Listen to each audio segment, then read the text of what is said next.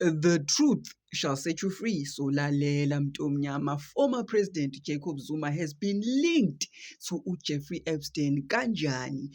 Uvelile kuma-Epstein files. Ima-ke, wait, ngiyazi usufuna ungithuma uphuthu. Wait, let me explain.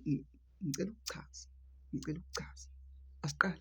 I am sure ukuthi umuntu omnyama uyazibuza ukuthi who is uJeffrey Epstein and what are ama-Epstein files. Understand ukuthi ama-Epstein files are a massive collection of documents, emails, photos, flight logs, videos, travel logs, witness statements, investigation transcripts, konke lokho links uJeffrey Epstein to ubugebengu abenza a long time ago.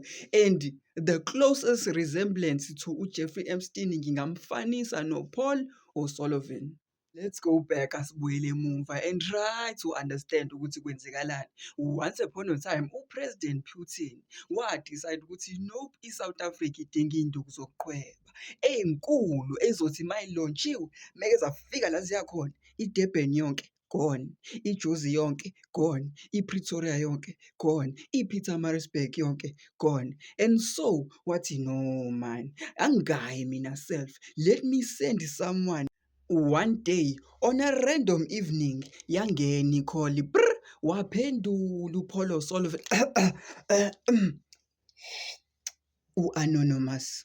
Kwathiwa the plan has been arranged, yonke into isorted. Hamba uyotshena uso and so ukuthi kunedina ezobe i-held le kwihhotela thizeni. You need to attend that meeting. And so wahamba u-anonymous wayosho ukuthi khona idini i-arranjiwe, you need to be there.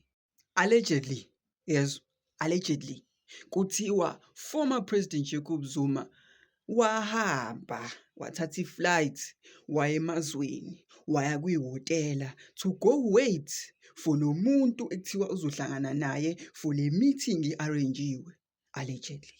Hlakanipha mntomnyama and understand ukuthi uma uthola some free time, go read ama-Epstein files khona uzoyibonela wena ukuthi some emails that are around March 2010 include references of i-arranged private dinner eyenziwe eLondon for uformer President Jacob Zuma ngesikhathi ezoyovakasha e-United Kingdom. Understand ukuthi konke lokho sikuthola under the Epstein files and ama-Epstein files aserelisiwe because of i-Transparency Act ese-America. That means ukuthi mina nawe siyakwazi ukuya lapha siyofunda ama-Epstein files mese siyalibona leliya gama lela engeke ngithule. A correspondent suggested